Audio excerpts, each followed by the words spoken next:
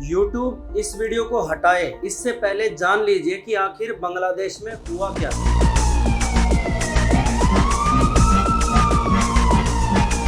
बांग्लादेश की प्रधानमंत्री शेख हसीना को देश छोड़कर भागना पड़ा।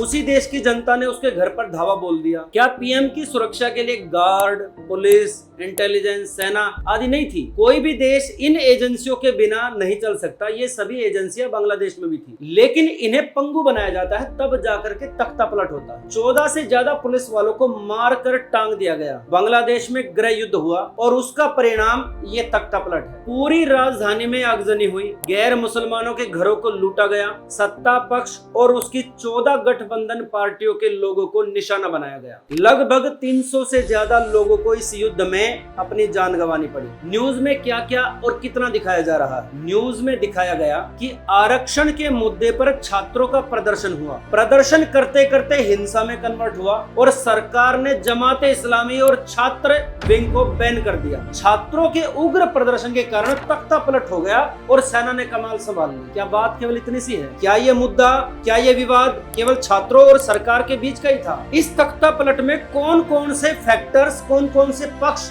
इन्वॉल्व हैं? एक पक्ष शेख हसीना सरकार और दूसरी ओर Bangladesh nationalist party, Jamaat Islami, Bangladesh army और सीआईए हैं। अब चलते हैं स्टोरी के फ्लैशबैक में। 1941 में लाहौर में जमात इस्लामी को मुस्लिम ब्रदरहुड की तर्ज पर बनाया गया। सुन्नी मुसलमानों को राष्ट्रभक्ति में जाने से रोककर इस्लाम के खूंटे से बांधने के लिए मौलाना मौदूदी ने इसे बनाया। 1946-47 में सोहरावर्दी के साथ बंगाली मुसल्लों ने हिंदुओं का नरसंहार किया और गांधी नेहरू ने भयभीत होकर पाकिस्तान की मांग स्वीकार की। भारत भूमि पंजाब को काटकर वेस्ट पाकिस्तान और बंगाल को काटकर ईस्ट पाकिस्तान बना। पाकिस्तान के लिए गृह युद्ध बंगाली मुसल्लों ने किया, लेकिन विभाजन के बाद पाकिस्तान की राजनीति का केंद्र पंजाब ही बना, क्योंकि उसी क्षेत्र में जमात इस्लामी की पकड़ सबसे ज्यादा मजबूत थी। पंजाबी और सिंधी मुसल्लों ने बंगाली मुसल्लों को अर्ध मुस्लिम कहकर राजनीति से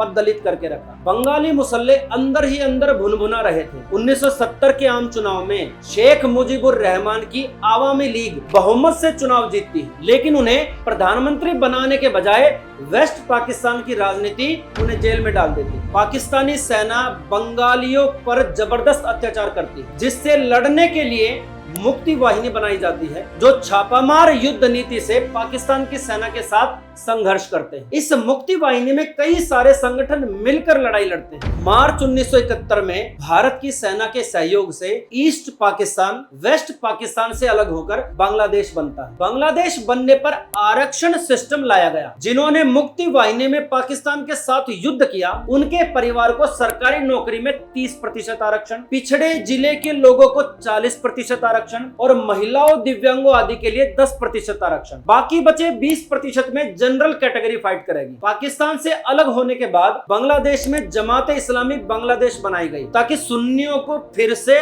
खूंटे से बांधा जा सके। 1975 में शेख मुजीबुर रहमान की परिवार सहित हत्या कर दी। उस समय शेख हसीना और उनकी बहन रेहाना जर्मनी में थी, इसलिए बच गई। जब मामला कंट्रोल में आया, तब आवामी लीग की राजनीति में सक्रिय हुई। आरक्षण की इस व्यवस्था में 1976, 1985, 2009 और 2012 में 80% आरक्षण को 56% पर शिफ्ट कर दिया गया। 2018 में शेख हसीना सरकार ने 56% आरक्षण को समाप्त कर दिया। देश में कोई हलचल नहीं हुई। 30 मई को डोनाल्ड लू, assistant secretary state department USA, Bangladesh की विजिट करते हैं। ये किसी भी एम्पायर को ध्वस्त करने के लिए जाने जाते हैं, ये तभी वहां जाते हैं। 5 जून को ढाका हाई कोर्ट 56% आरक्षण पुनः लागू करती है और आंदोलन खड़ा होने लगता है। जमात इस्लामी, जो कि आज भी पाकिस्तान से कंट्रोल्ड है, अपनी स्टूडेंट विंग जमात छात्र शिविर को आंदोलन को हिंसक बनाने के लिए जुट जाती है। ये ऑर्गेनिक प्रोटेस्ट नहीं थे, बल्कि स्पॉन्सर्ड प्रोटेस्ट थे। इस प्रोटेस्ट में बीएनपी के साथ जमात इस्लामी के साथ आईएसआई के साथ सीआईए ये तख्ता पलट करने वाली पूरी की पूरी चैन है। बांग्लादेश की सेना क्या कर रही थी? बांग्लादेश की सेना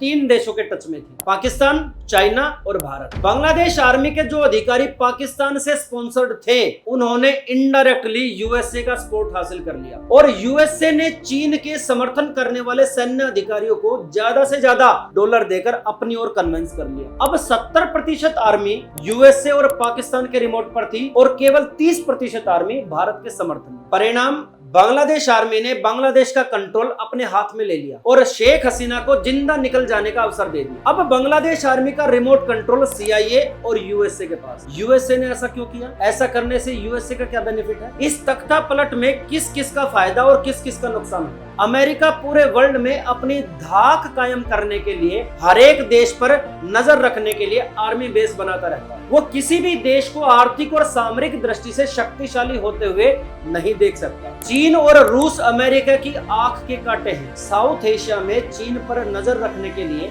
अमेरिका को एक बेस चाहिए। उसने भारत में बेस बनाना चाहा तो मोदी सरकार ने मना कर दिया, क्योंकि अमेरिका एक तरफ यहाँ बेस बनाएगा और दूसरी तरफ भारत को ही तोड़ने के लिए पाकिस्तान को स्पॉन्सर भी करेगा। अमेरिका ने शेख हसीना को बांग्लादेश का एक आइलैंड सेंट मैरियट को बेस बनाने के लिए कहा। शेख हसीना ने भी भारत और चीन की दोस्ती के कारण मना कर दिया। फिर खेल शुरू होता। शेख हसीना सरकार के खिलाफ स्टूडेंट प्रोटेस्ट डिजाइन और स्पॉन्सर किए जाते हैं। प्रोटेस्ट के नाम पर जमाते इस्लामी और बीएनपी को पाकिस्तान ट्रेंड करता है, गाइड करता है और परिणाम सबके सामने। जमाते इस्लामी, पाकिस्तान, आईएसआई को अमेरिका ने डॉलर से नहला दिया और खूंटे से बंधे हुए लोगों ने कागज के डॉलर के लिए अपने ही देश की लंका लगवा दी। जैसे इंडोनेशिया, मलेशिया, ब्रुनेई आदि देशों पर नजर रखने के लिए इन्हीं डर्टी ट्रिक्स का यूज करके ईस्ट तिमोर, एक क्रिश्चियन लैंड, अमेरिका ने बनाई। शेख हसीना इसी डर्टी ट्रिक्स की पहले चर्चा कर चुकी थी कि अमेरिका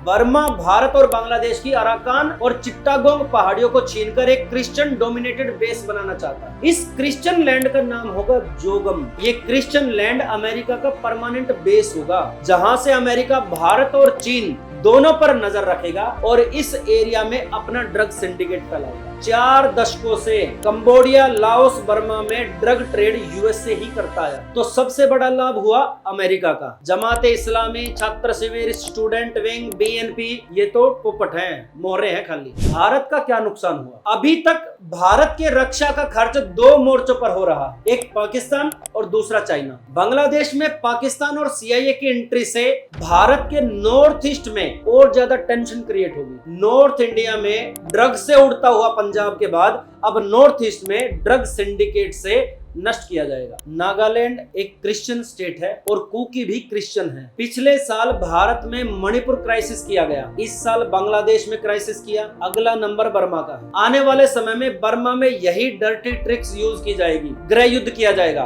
बर्मा से लड़ने के लिए कुकी और रोहिंग्या ताक में हैं, जो सीआईए और आईएसआई दोनों से स्पॉन्सर्ड है। भारत में भी इस प्रकार के पॉलिटिकल क्राइसिस करने के लिए अमेरिका डायनामाइट बिछा रहा। उन डायनामाइट्स को यूएसए कभी भी डॉलर से एग्जीक्यूट कर सकता है। अनेकों कंपनियां, अनेकों एनजीओ और ढेरों ऐसे यूट्यूब चैनल्स और ट्विटर हैंडल्स हैं जो क्राइसिस लाने के लिए प्रिपेयर्ड हैं। हमारी लास्ट वीडियो में यूएसए की डर्टी ट्रिक्स के बारे में बताया गया, आप उसे भी देख सकते हैं। आपको हमारी वीडियो कैसी लगी इसके लिए कमेंट में जरूर बताएं, हमारा उत्साहवर्धन होगा। देश को षड्यंत्र बोध कराने के लिए कर्मियों की टीम निरंतर एक्टिव है। आप सभी अपना संबल हमारे साथ बनाए रखें। जय हिंद, नमस्कार।